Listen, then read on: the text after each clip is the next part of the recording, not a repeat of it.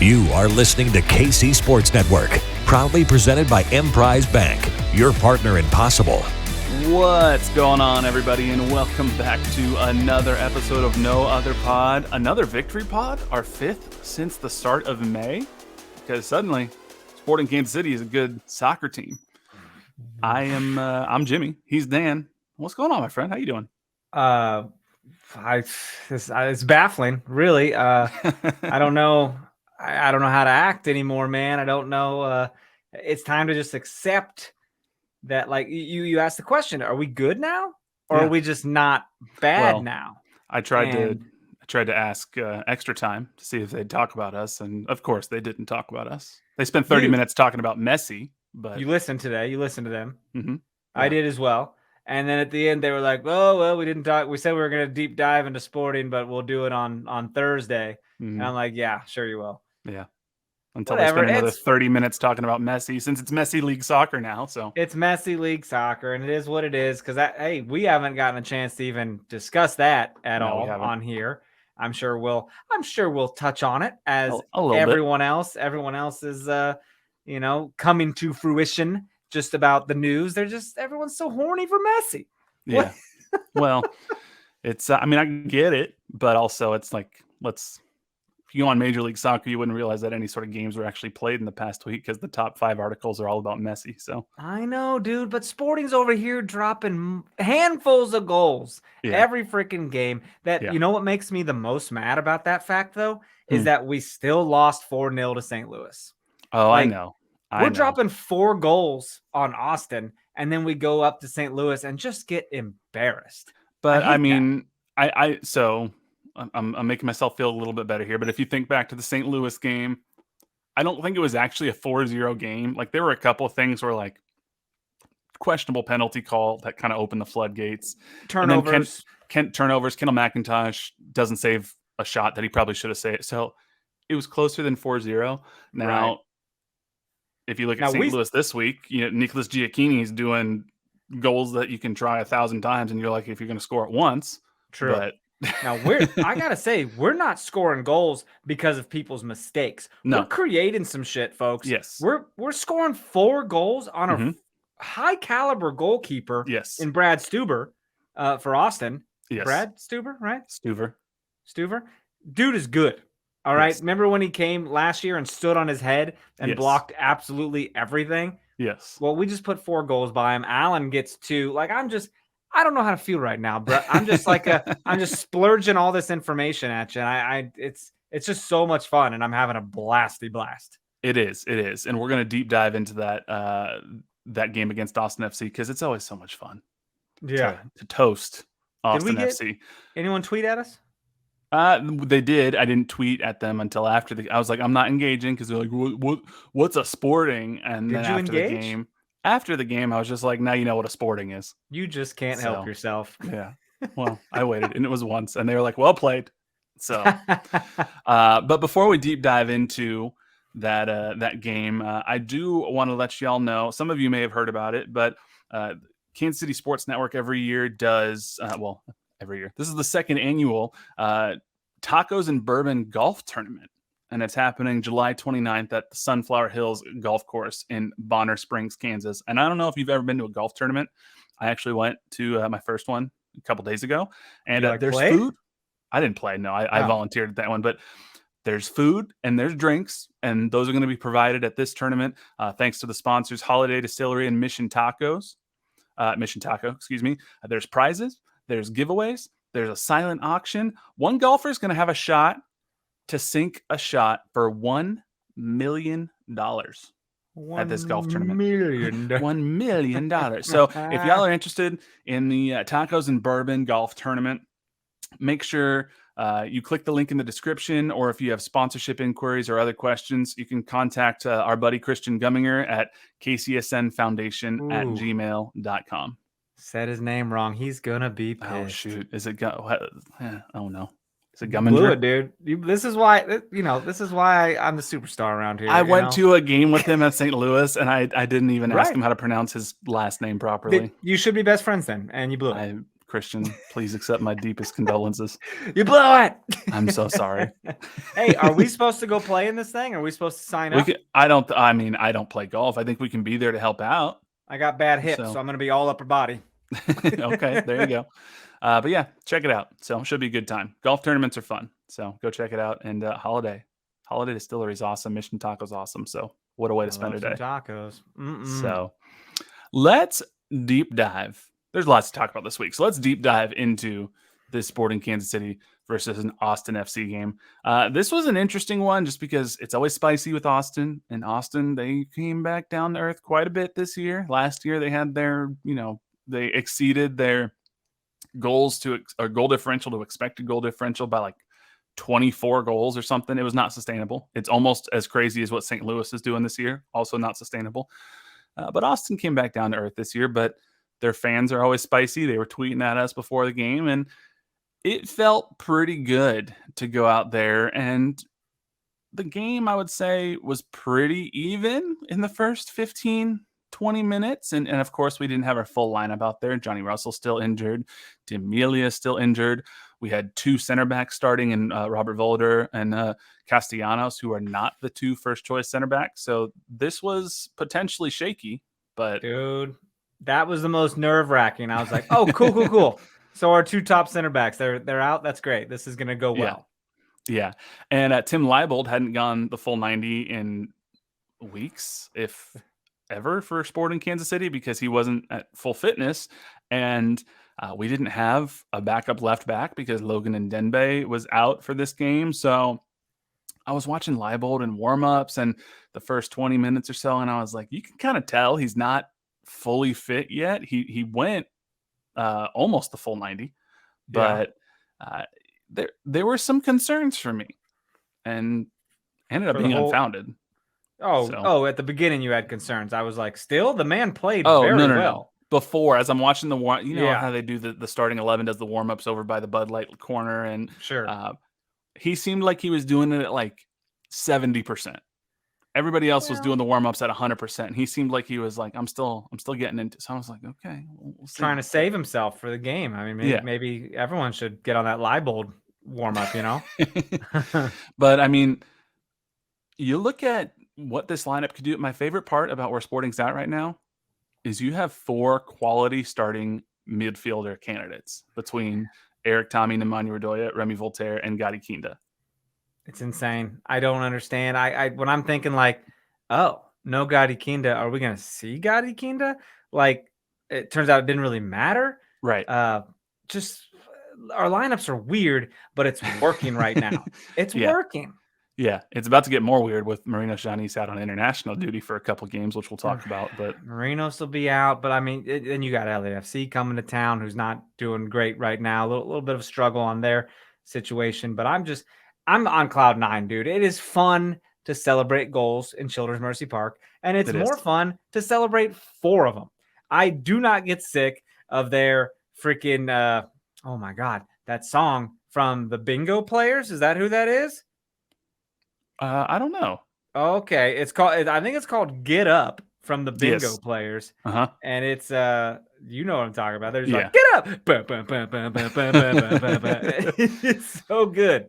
It's just, I mean, Children's Mercy Park is a fun place to be right now, and this, like I said, I was a little nervous looking at the lineup, but the first 20 minutes or so, it looked pretty even. Now, what's wild is if you look at, this was like almost the anti-Sporting game. If you look at the history of Sporting KC performances in terms of statistics, possession went 64% to 36% in favor of Austin FC. They severely outpossessed Sporting Kansas City. Shots were about even. Sporting Kansas City had one more shot. Shots on goal were heavily in Sporting's favor, 6-2. But how many times have we looked at the stats after a game and been like, Sporting had 60 or 65% possession and they had 30 more shots than the other team, and it was a 1-1 draw. And this is just the total opposite, where it's like we smoked them 4-1. We just were confident in the possession that we had, and we were clinical in the finishing. So clinical in the finishing. Dude, highlights for me. I mean, all the goals were highlights, honestly, because for one, your striker's getting 2 goals. Great. You love to see it. But then, who's that? Is that Robert Castellanos scoring a goal that no player on the field has any business scoring from that angle? Yeah. And then Kyrie Shelton gets his goal. Just kidding. Called offsides. Oof. Oh, and he's like, offsides, you say? Let me score anyways. Yeah. Just unbelievable time, man. I'm still on cloud 9 about it. And I want to talk about Kyrie a little bit more specifically in just a little bit, but let's go through some of the specifics of these goals. Like I said, it was pretty even in the first 20 minutes. Austin actually had a couple chances they didn't capitalize on. But in the 19th minute, this starts with Marino Janis is passing the ball around, who finds Voltaire, then Tim Leibold. Leibold has this absolutely gorgeous touch chip where he finds Castellanos. And I'm going to give Castellanos credit and say he knows exactly what he's doing here. What I didn't realize until watching this on replay, I don't think Castellanos intended to lay this back to Alan Pulido. He heads the ball onto frame, I think. And what I didn't catch live is there's an Austin defender's hand who's up in the air and it bounces off his hand and back to Pulido, which I didn't realize unless you watch the broadcast angle that MLSsoccer.com has, which makes a lot more sense because if you look at what Sporting put up on their social media, you see the ball headed back, and before Pulido's anywhere near it, Daniel Shallowy throws his arms up. And I thought this dude was celebrating a full 3 seconds before Pulido took the shot because he was so confident in Pulido scoring. I now know he was shouting for a handball. But so it would have been called a handball had he not scored. So we would have had a penalty. Probably, but Pulido leaves no doubt. He finishes, and he had to come back for that goal and kind of torque his body around to slot that home. Like it wasn't an easy shot to get. No, he was going away from goal, and you're absolutely right. He has to turn himself and get his hips turned to such a point that he not only puts it on frame, he puts it on frame in the right position with enough power to get it past Stuver. Yeah. So it was. And I think, Castellanos, I think he was just trying to head it into a dangerous position. Like maybe that's one of those things. Put it in a spot, and hopefully someone's there. Yes, 100%. I'm not blaming him by any means. He did the absolute right thing. I just thought this was the greatest game ever, Robert Castellanos. I'm just like, this man is great on both sides of the ball right now. Yeah, no, he was in form. And I thought it was a gorgeous training ground goal from Leibold to Castellanos back to Pulido. Turns out not quite that, but hey, not taking anything away. 20th minute, that was the goal that sort of opened the scoring for the game. And then you go into halftime, you're up 1-0. You're feeling pretty good. I had no reason to doubt this game. I'm feeling happy at halftime. So yeah.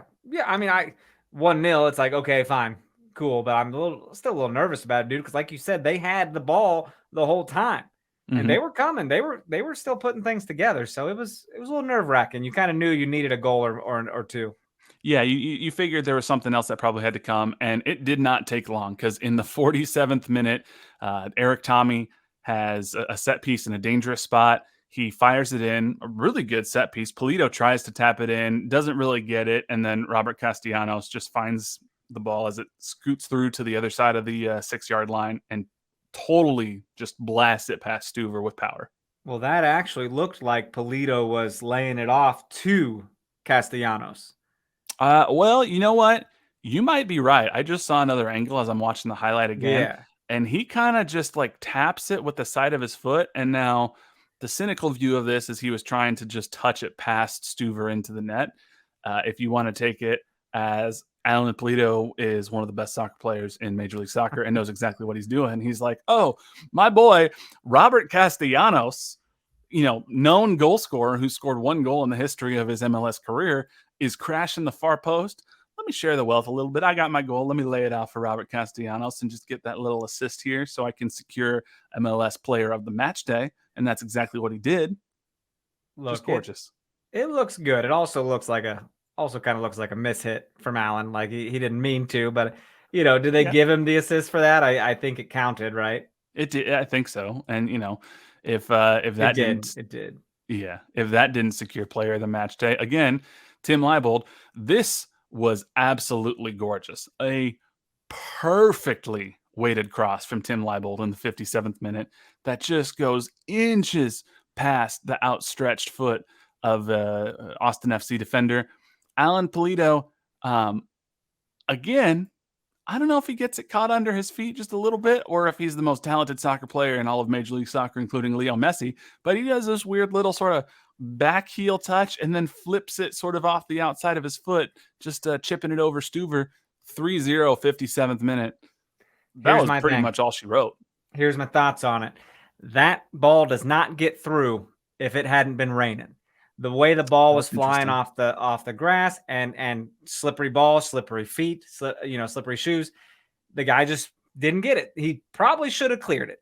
And then a ball kind of gets under Allen's feet, and I think he knows that if he scored like that goal, he should have scored with his left. And if you look, he kicks it with his right. But if he waits to kick it for his left, I think the keeper absolutely smothers that. Oh, he does. I don't think Stuver did not expect him to chip it off the outside. I mean, he did a little Chris right there off the outside of his foot. Dude, it happened real fast. And I saw it in real time. And I was just like, he probably should have hit that with his left, but I'm not sure he makes it if he does. He was kind of off balance. Yeah. But now, very excited. We got a lot of goals scored down in that south end where I sit. It was a hell of a night. We did. And now before we get to the Drusy goal and the Kyrie Shelton almost goal and then the Kyrie Shelton actual goal, I'm going to ask you a question. Did you see Alan Pulido's celebrations after the both of his goals? Did you see what he did? I mean, I probably did, but didn't think enough of it to answer your question right now. So I didn't pay much attention to what he did after either. I just, team comes, celebrates around him or whatnot. And then I saw a tweet from Leanne, who's on Twitter, one of the listeners. And she wasn't able to watch the game live, I guess, but she said her son texted her and was like, Alan's celebration must mean he's re-signing or he's coming back. Because there's all these transfer rumors. And I was like, a lot of them. Yeah. And I was like, I didn't see anything that I would interpret it that way. And I didn't see many other people interpreting it that way either. But I went back just now as we're talking about this, watching the highlights. What he does after both goals, especially after the first one, is he scores. He then pounds the crest on his chest and kind of points like to the field, like here. And then after the second goal, he pounds the crest again. And so I was kind of like, I wonder if that is him just being like, no, I'm a sporting guy. That's interesting. And right before this podcast recorded, broke that Chivas signed another striker. Oh, okay. That's not Alan Pulido. Dude, there's some serious Spanish headlines out there, man, that you got to get the translator out for, because it's they're talking about how the Alan thing is very much happening, and if they don't do the transfer, he will leave on a free, and Sporting doesn't want to do that. So it's like I don't know, man, because I highly expect Peter Vermees to lie to us. I do. No, why would he tell us the truth? If it was happening, why would he tell us that? Why would he get all the media people and all the fans worked up? Like, I don't trust nothing. He's supposed to say, no, it's not happening. So at this point, it's like, it's still very much good. But I don't know. That's if we put our tinfoil hats on for a little bit. Why would Alan go out of his way to pound the crest twice and then point to the ground like I'm here if he had some sort of insider knowledge that he was about to leave? If he could just say, I'm not fucking leaving. Just doing you should just tweet out the gif of Leo in Wolf of Wall Street.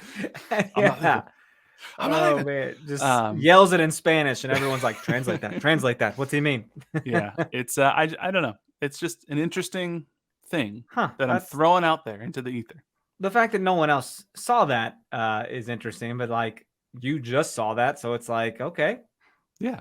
Maybe that's the thing. It was subtle. It's very subtle. Subtle. Everyone does this. Sure. Everyone does this. But you read into it a little bit more when there are these, outrageous headlines, and when his contract is up at the end of the year, and so I don't know. Dude, since Messi is a very hot topic. Never heard of him. Never heard of him. Well, let's talk about something real fast. Just a quick thing I noticed one time. I don't know if he does this all the time, but one time I saw him score a goal, and he points to the back of his shirt, his name. He points to his name. And I'm like, dude, you cocky son of a bitch. Like, I don't like that at all. Don't, like, people say you play for the name or the shield, the crest on the front, not the name on the back. I said name on the front, but that would have meant like the sponsor. The shield on. Yeah. No, I hear you. I mean, I pay for Compass Minerals. I get it to an extent, especially, when there have been some people within the Sporting Kansas City fan base that have been questioning whether Polito was worth the money we spent on him. And if you look at just straight up the return based on the amount of time he's played due to injury, which isn't necessarily his fault, it's a fair question. But I think he's probably trying to say, like, hey, no, I'm him. But now he's getting knocked down. He's getting hit and stuff. And I'm like, oh, my baby. Yeah. Yeah. I get so worried. I love his game, though. He is unlike any other striker in Major League Soccer because, he's up there playing the true 9 position. And then suddenly he's like back in the left back spot. And he's dropping into the midfield. And he's on the left wing. And he can play almost, and he just drops and is so fluid wherever he is. Fluid. It's quiet. He's not like all over the fucking field, zigging and zagging, boom, boom, boom. Mm-hmm. He's just like, oh, now he's here. Oh, but now he's there. And it's just very like smooth how he gets there and how he plays. It's nothing super flashy. Yeah. But he is helping this team. And I have never been more excited to like take on the defending champions this weekend, man. I know. And we got 2 more goals that I want to talk about in this game. And then I want to break down a little bit of what happened with Kyrie for a minute. You always act like I'm trying to move on. And I'm like, I'm just teasing. You are teasing. I'm trying to set up a wonderful discussion after the break, which we're going to take right now. Thanks for listening to KC Sports Network. Make sure you download our new app. Find it on the App Store or Google Play. Just search KC Sports Network. Entertain, educate, inform. KC Sports Network. Well, Jimmy, Pat Sajak's retiring. Is that a real thing? It's a real thing, bro. Breaking news. Breaking news. Pat Sajak's retiring. This is what I do. I don't know if you've noticed my new thing. I come back with non-soccer related stuff when we come back from break. And Wheel of Fortune won't be the same. Are you a big Wheel of Fortune guy? No, but if it's like on leading into a show I watch, like Survivor or Big Brother or something, I'll watch it and try to play. You ever do that where like it's announced that a show is ending, is getting canceled or whatnot, and you're like, no, and then you're like, I haven't watched this show in like 10 years. It's just I'm the reason it's getting canceled. Right? Yeah. Well, it's been like what 40 years or something. A long time. That's insane. So, what a hell of a career. Maybe Aaron Rodgers will throw his hat in the ring for that game show too. Aaron Rodgers was at the Tonys last night. Yeah, looking terrified for some reason. He looked so confused. Yes, because he's like, whoa, what's all this singing and dancing nonsense? Probably a little too much ayahuasca. So, dude, you watch Tonys at all? You don't watch that stuff. I didn't watch him last night, no, but I had a nacho party and watched the Tonys. Hell of a time. There you go. I had a wonderful plate of nachos for lunch that had some spicy corn dip on it. So, there you go. I went and saw Something Rotten in Lawrence yesterday. Don't go see a show that you've been in because all you do is like just compare yourself. Yeah, just critique it. It's messed up. Before we get back to the last couple of goals in Sporting Kansas City's win over Austin FC, you mentioned Lionel Messi a little bit, and I just thought this was funny, non sequitur. Do you ever follow the account Opta Jack? It's like the MLS account for Opta stats. I've seen stuff. I don't know if I follow it, but I've seen it. So they do this interesting thing where they tweet out stats and then they tweet out like one word at the end that sort of like is the theme or summarizes it or whatnot. So it might be like Sporting Kansas City went 5-2-1 in the month of May and has the most points per game across the league during that stretch. Yeah. And then they might finish it with like rebound or something like that. Because it's like, okay. So they tweeted out after Inter Miami got destroyed. They tweeted, Inter Miami is the 5th team in the post-shootout era since 2000 to lose at least 12 of its first 17 matches of an MLS season. Messi. Messy was the word they put at the end. And I was like, oh, damn. Got him. Opta's coming with the timely jokes. I mean, he's going to come in and score some baller goal and then they'll lose 4-1 or something, right? Like and they'll finish 10th. It's just weird. Now, dude, all that talk too about it, like the fact that there's an international break when SKC plays them. Right. It's that kind of sucks for people going to Miami for that game. Yeah, well, you bought your tickets before the tickets really skyrocketed in price, so. Well, I did, because you never know if you're going to get the free season ticket member tickets especially that Sporting gives them. Right. So I kind of wanted to back up, and I wish I would have bought them 2 days earlier, as they were $26 a piece, bro. Oh, I didn't pull the trigger. So then 2 days later, the rumors are happening overnight, and at like 2 a.m. our time. Yeah. And I wake up, and Marissa's like, we should really do this. And it was up You're like, oh, should we? Who said that 2 days ago? I did. I hate to say it, guys, but like, just listen to us men. We know. I don't know about that one. Yeah, not all the time, but sometimes I know what I'm talking about, man. You could have bought 4 tickets at $26 and you would have sold 2 of them and paid for your entire trip. That would have been nutso. We're pay for a cruise that we're out of Miami. There you go. Well, let's finish up this game. I mean, Drusy pulls one back in the 61st minute. It kind of bounces around. Leibold maybe looks like he doesn't clear it when he should have. Kind of gets caught ball watching. Were you nervous at all with 30 minutes left when they pulled one back? Way too much time. Absolutely. Yeah, I was a little nervous. It would have been different if there was like 10 minutes left. Right. But when you got a half hour, it's like, holy shit, this ain't done. Yeah. Like, we got to focus up here.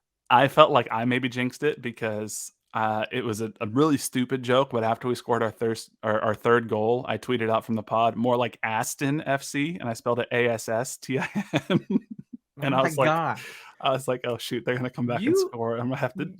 You were kind of a Twitter menace this game. I got to say it. You were kind of a tweeting menace. And I think someone called you out and said, Jimmy hasn't had this much fun in forever. Right. It's a good time. You got to be careful, bro. This is why we get trolls from other teams. Yeah, well, it's fun when you're winning. So. And then I just ignore it when we're losing. So it's all good. Dude, oh my God. I can't do it. I can't talk the shit because I know I've seen KU lose in the first round of the tournament too many times. Yeah. So I just can't talk that shit. No, I hear you. But once it got to like 75, 80 minutes into the game, I was feeling better. Kyrie got his 4th goal that then they called offside. He was offside by like a hair. Yeah. Really offside. And then in the 88th minute, it was a brilliant steal from Eric Tommy. And then there was just this little give and go. Kyrie to Tommy. Tommy fires it on frame. Stuver punches it away, and Kyrie does exactly what you should do. He follows it up. He's there for the rebound, throws it in. Onside. Ball game. Stayed onside that whole time. Dude, staying onside after a shot is always so weird because you have to stay onside when that shooter shoots the ball. Mm-hmm. Like, you can't be passed because you have to. I don't know. It's hard, right? It feels like it's a kind of a difficult thing sometimes. Yeah, I mean, in my experience playing in high-level soccer games, including the 2022 Sporting Kansas City media game, yeah, it was even there was like we were playing the classic like 3-15-17 formation. Right, it was a good one. Yeah, and I was on the right side of the back line of us three, and I remember even then, like, I don't know why I'm looking over it, no one's calling offside, but I remember just like, for the sake of the fun of it, like trying to hold a line or whatever. And I'm looking over at Thad Bell, who's our central defender. And I'm trying to stay level with him. And I'm like, this is kind of hard to keep watching that and watch all that's happening up here. And so imagine now you're running at full speed. You're an actual athlete and you're trying to stay on side while also watching what's happening. It's tough. Yeah, bro. So, that's why I never played defense. I'm like, put me in the midfield. You don't got to rely on me to be that last man. And you don't got to rely on me for big goals. Yeah. Kind of right in the middle. So that's what you're going to do in the media game this year for Sporting? I don't know, maybe. I think I'm just going to mark Daniel Sperry the whole time. Well, we'll see what the teams are. Sperry scored last year and hopped over the fence toward the Cauldron. So I know. But if he's opposite me, I'm just going to be his shadow. Mark him. I'll be like, oh, our shoelaces are tied together. Pretty funny. We'll just double him the whole time. You and me, just double team Sperry. Just frustrate him. Yep. I'll man mark Chad, and you can man mark Daniel. So okay, fair enough. We're talking smack already. Yeah. After the game, during the game, I saw some tweets from a few different people. When Kyrie was coming in, there were some people who were mad. They're like, "Why is Kyrie coming into the game? Why isn't Stephen Afrifa coming into the game?"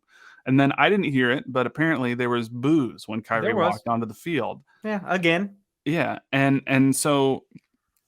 You know, I caped up for Kyrie a little bit after he scored on the pod Twitter account. And I asked Peter about it after because I was like, I'm sure we're going to get a good answer from Peter. And of course we did. Peter said, it's great. I think he should go like this to the crowd because he gets a lot of criticism. And he holds up his hands to his ears like can't hear it. He did what Landon Donovan did to Sporting to the Cauldron when he scored the goal a few years ago. But he goes, the bottom line is he's trying. He's been out of form, but he's been working really hard to get back in form. And at the end of the day, we're not just a team. We're truly a family. Every day, we're working together and trying to overcome certain things. sometimes I get a little bit upset with the fact that there's criticism thrown in a way where I know that the guy is working. So I'm very happy for him that he got the goal for the group. Now, I want to get your reaction. Too, man. Yeah. I'm thrilled. It's an interesting answer from Peter because, one, it's like, well, obviously Kyrie's not going to taunt the fans. But Peter didn't say Kyrie's been great this entire time. Peter said, yeah, he's been out of form, but he's been working. Yeah. And I think that's probably why the boos and the criticism get to him. And I understand this part because that feels personal. And it's not like Kyrie is bad because he's not trying. If you're working your ass off and for whatever reason it's just not clicking, then I think that's where the booing feels that much worse because it's like, what else can he do other than try? And that's tough. When's the last time a specific Sporting KC player was booed? Right. I don't know. Someone who's been supporting the club for a long, long time might be able to reach back and tell me. But the fact that this individual man, like, you want him to lose his job. Right. That's so mean. I tell you, I want him to come to your office building and go, boo, boo, Rich, get Rich off the desk. Yeah. It's trash. Well, and it's not his fault. He's checking into the game in that moment. And I tweeted this out. That was the perfect moment for Kyrie to come into the game. Yes, you're up 3-1. Polito's getting a little tired. There's 15 minutes left. Use his size, use his power to play a little defense, and then maybe get a goal like that. Perfect Kyrie moment. Also, is it booing Kyrie or is it booing Peter for making the decision? Because that's what it is at the end of the day. I mean, based on some of the I mean, yeah, but I think some of the people they're directing the boos at Kyrie specifically. That's and fine. But he doesn't put himself on the field. He doesn't. He's not up to that. That's not his fault. His responsibility. I just think I'm not saying you have to cheer if you're not happy with the decision to put him on, but I think it is a little rough to boo a specific player who hasn't done anything wrong in that moment. I'm a fan. I'm a supporter. If you listen to our one-on-one interview, you'll see how we're best friends now. It's just go back and listen to that. That's a hell of a time. No, it was one of the highlights of my life. It was good. So Sporting 4-1. After the results on Sunday, Portland did win.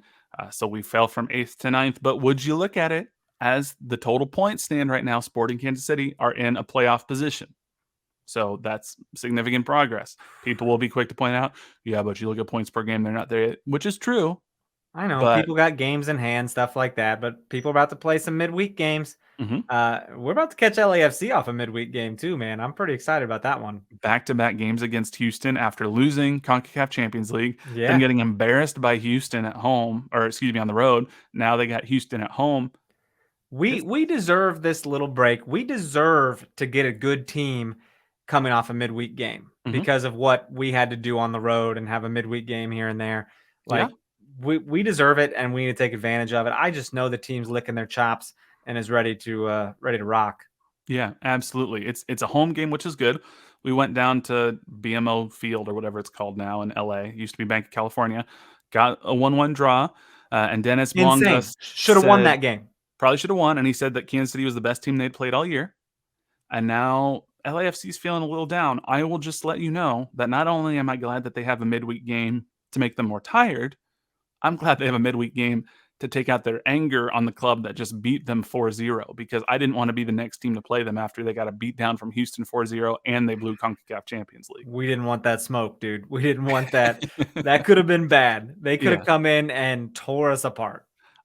But I'm, here's the tough part. Marine Al-Janis, he's going to be gone with Cyprus. So who steps in? For your qualifiers. So that means that he's not there. Johnny Russell's not going to play. He's still hurt. I mean, getting Kyrie Shelton on the right wing. That's a very distinct possibility. So listen closely for the boos. There's still a couple of jerks out there. Mm-hmm. The other option, if you want to get a little crazy, is you put Gotti Keane to that left wing, start the midfield trio that we had, and then put Daniel Shallowy on the right wing. That's insane. That's insane. It's possible. You're gonna put Daniels don't play on the right. I'm just throwing it out. Daniels don't play right. We don't do that. Okay. Well, Daniels no Daniels. So absolutely. I'm sure Kustradamus is calling this one probably correct. Hate being on the right, bro. Not a fan. But I'm just saying that's a possibility. But we'll see what happens. I think Kyrie is better on the wing than he is at striker, and I think Kyrie with Polito at striker is gonna be a little bit more interesting than Kyrie sort of with Afrifa or Agata because they're two different players. That's a neat dynamic. We haven't really seen Kyrie play with Polito. Right. So that could be fun.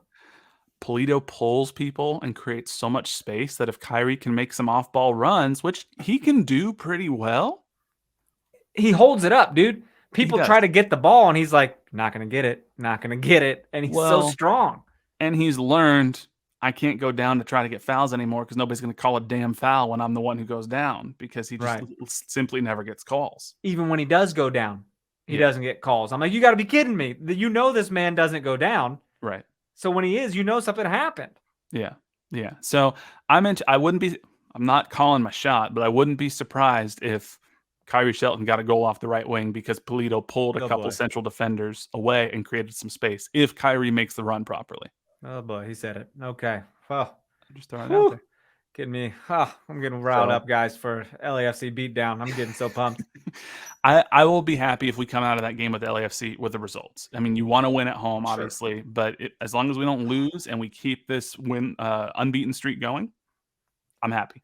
This sport, dude, is like, sometimes it seems like it's 90% confidence and 10% skill. And if you look at any team in the league and who should have the most confidence in Major League Soccer right now, it's Sporting Kansas City, dude.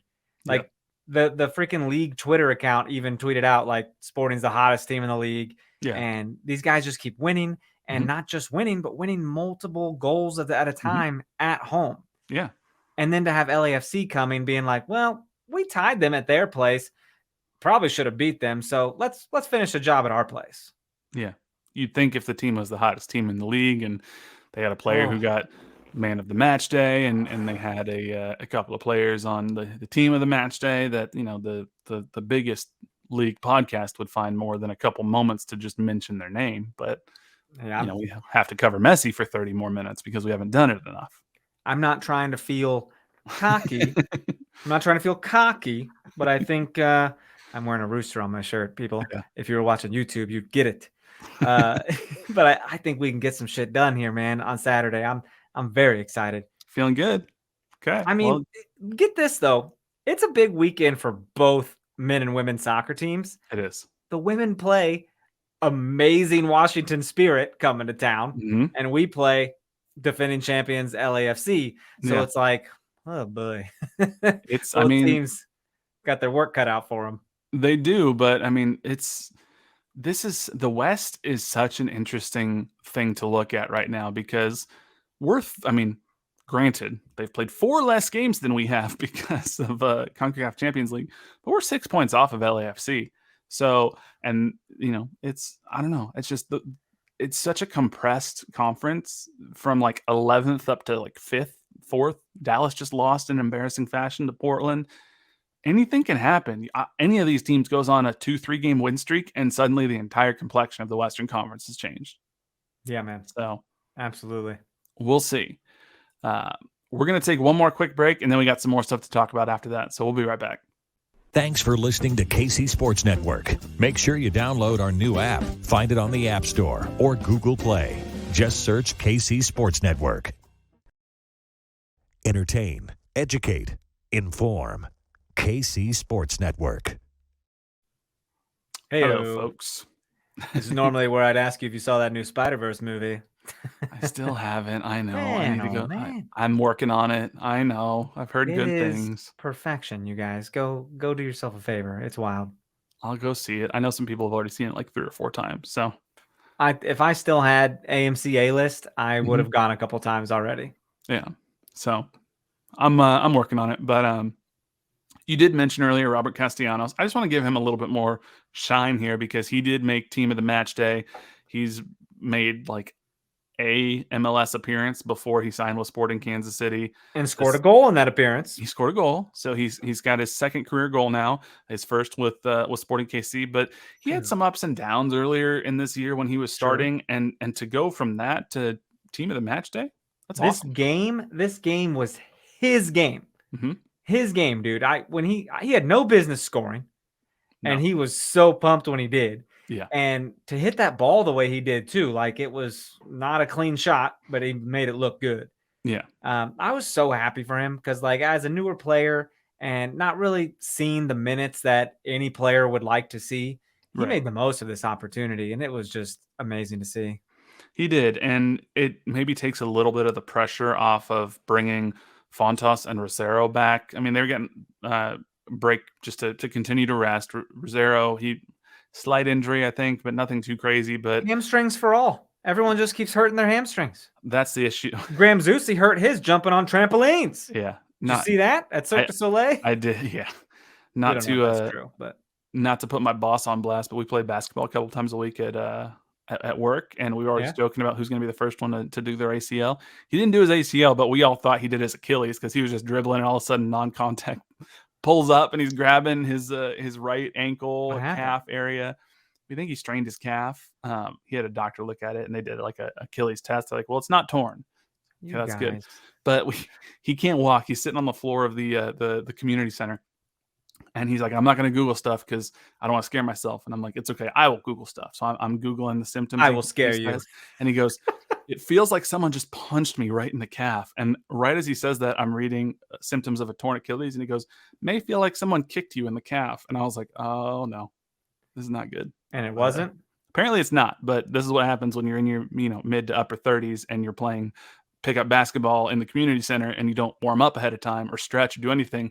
You just end up hurting your calf as you're just mildly jogging down the court. So, oh my gosh, dude, forget that. But so yeah, Sporting Kansas City climbing up the standings. LAFC coming to town. You're feeling very confident, so that's awesome. Well, now that you said that, I don't know if I am. Oh, well, don't put that on me. You're allowed to change your mind. I know, but I was feeling confident, and then you're like, "Well, you're feeling confident." Well, don't tell me what I am. You've been positive Koos for like the last month and a half. So things are looking good.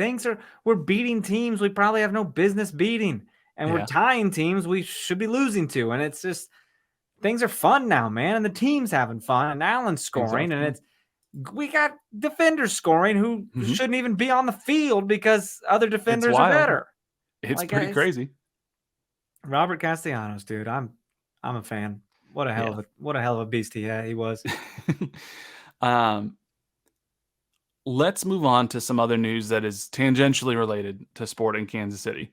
The U.S. men's national team CONCACAF Gold Cup roster came out, and there is a familiar face who was on the roster announcement who also happened to be at the game on Saturday night. Graham Zusi? Free beer. No, it wasn't Graham. No, it's not Graham Zusi, and it's not Mike Beasler or whatever that name was in that tweet from a few weeks ago. That was weird. Gianluca Buzio. He's back in the mix, huh? Called up to the U.S. men's national team for the CONCACAF Gold Cup. So kind of cool. That's exciting. I'll watch. I always usually watch the Gold Cup. Normally, KC hosts a couple Gold Cup games, but I don't believe that's the case this year. Yeah, there's two tournaments. I think is it the Nations League that's coming up, and then the Gold Cup as well. So there's a couple different rosters that are floating around. Only like 4 crossover between the two of them. But I'm excited because Buzio hasn't gotten a bunch of minutes with the men's national team for a little bit. So true. We'll see. He kind of disappeared from our radar for a bit. Like, of course, there was a bunch of buzz right when he left, and everyone's paying attention to him and tweeting out videos of him. I haven't seen as much of that. Well, I mean, he didn't get as much time with Venezia, and then they got relegated. So, and I believe I read he had a clause that he could leave Venezia if they got relegated. But obviously, there needs to be somebody who wants him to come, and it's hard when you're in a bottom or Serie B team, and you're not getting a lot of playing time. So, we'll see. Seems like he's going to stick it out with Venezia at least right now. But gotcha for him, you can get some good minutes there. Maybe he was back in town, scoping out the old digs, maybe thinking about a return. Yeah, he was wearing a Jake Davis jersey, which I thought was kind of cool. Amazing. So, but so Jake Davis, by the way, amazing play last week. Jake Davis is playing so well. He's having these bone-crunching tackles. He's got no fear.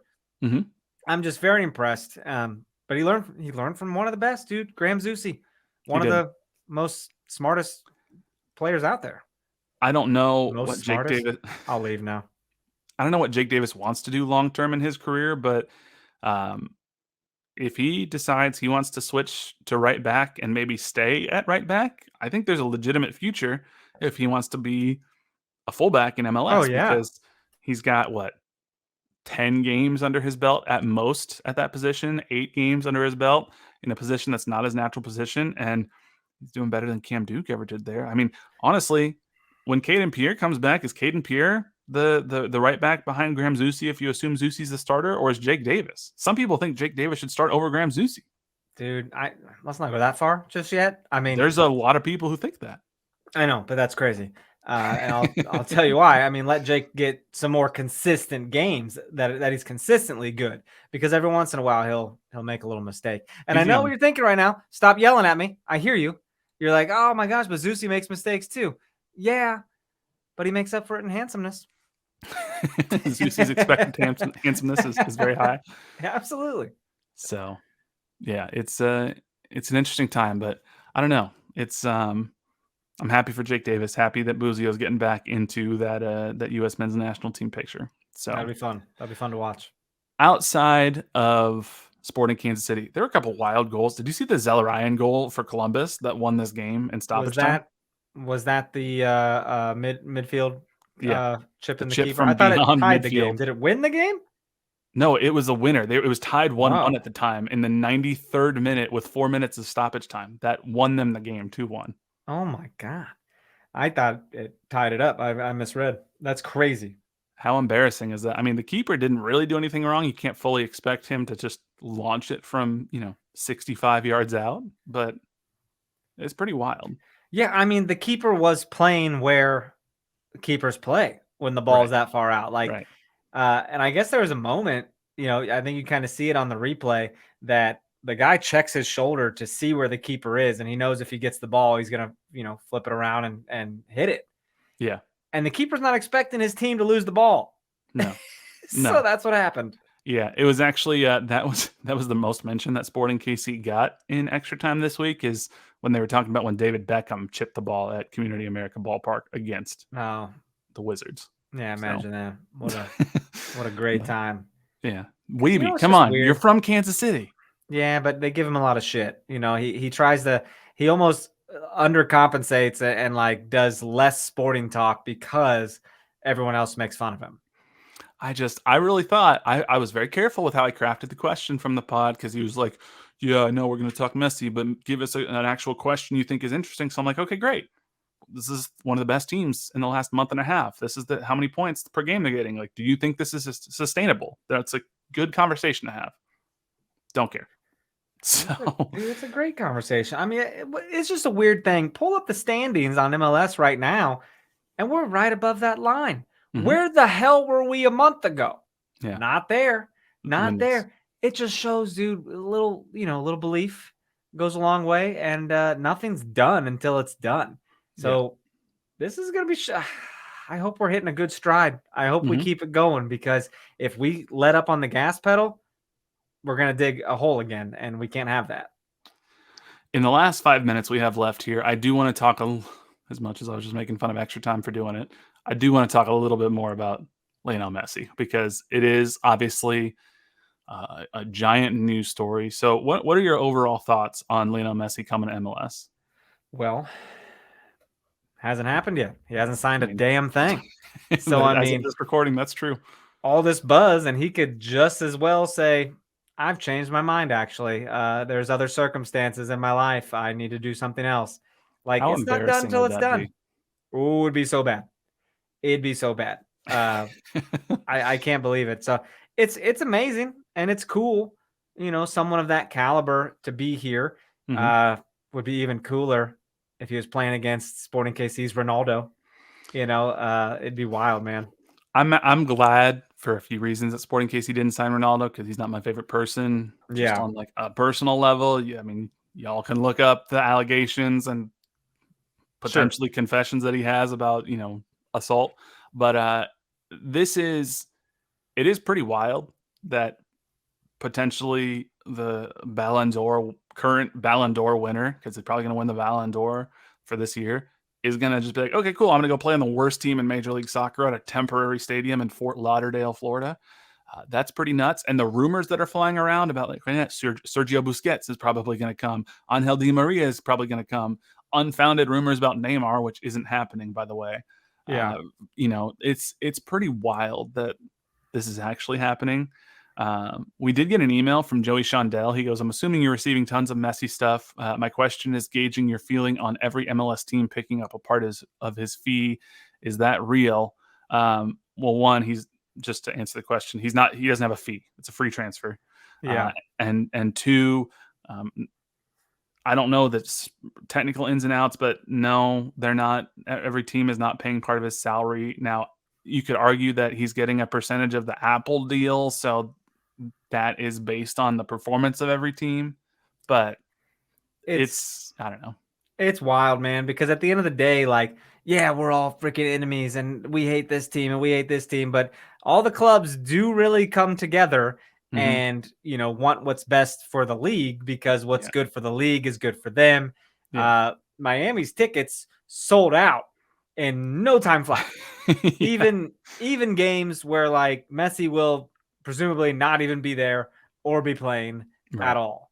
Yeah, so it's pretty wild. Now, I did see St. Louis, they play Miami like a week before Messi's reportedly going to make his first appearance. And even their tickets went up to like $300. And I was like, people, I don't think you realize he's not going to be there.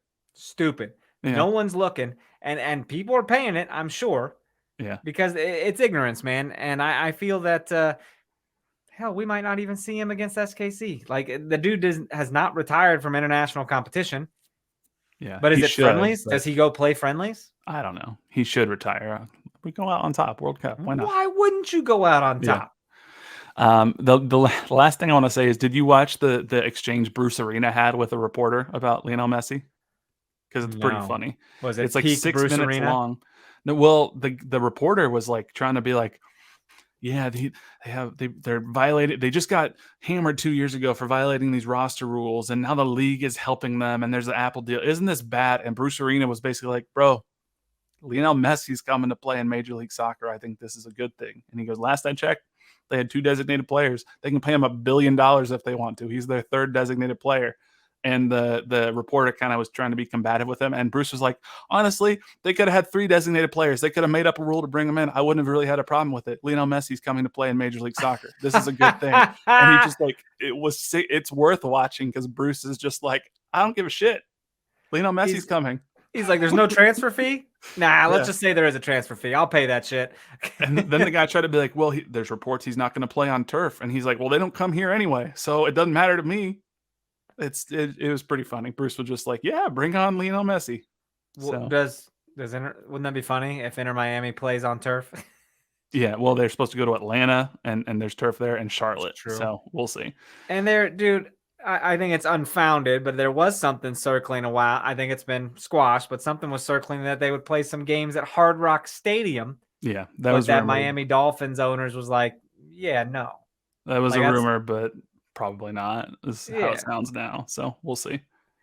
I would love that. I would love to plan a trip to just Miami and not have to go to Miami by way of Fort Lauderdale. Yeah. But I don't know, man. It's wild times. I'm sure there will be more to come in the coming weeks. But for now, Sporting Kansas City above the playoff line, and we're excited. So what is going on? LAFC this weekend, bro. Ilie coming to town. Mm-hmm. You ought to see if you can go say hey to that buddy for us. I will try. But we'll be back next week, hopefully after yet another victory pod against LAFC. But until then, make sure you follow us on Twitter and Instagram at NoOtherPod, at Dan Kooser, at JCMac03. Make sure you check out that Tacos and Bourbon Golf Tournament. Again, July 29th, Sunflower Hills Golf Course in Bonner Springs with the Holiday Distillery and Mission Taco. You can click the link in the description or email Christian Gumminger. How do you say it? That sounds right to me. That is it. KCSN Foundation at gmail.com. Check us out on KCSN Soccer on YouTube and download that Kansas City Sports Network app. But until next time, he's Dan. I'm Jimmy. We'll catch y'all later. See ya. Tacos and bourbon, you say? Well, that's a hole in one. Thanks for watching this production of KC Sports Network, the fastest growing sports media network in Kansas City. Check out these videos that feature our team of more than 15 former players, insiders, and analysts bringing you the best Chiefs coverage you can find. Entertain, educate, inform. KC Sports Network.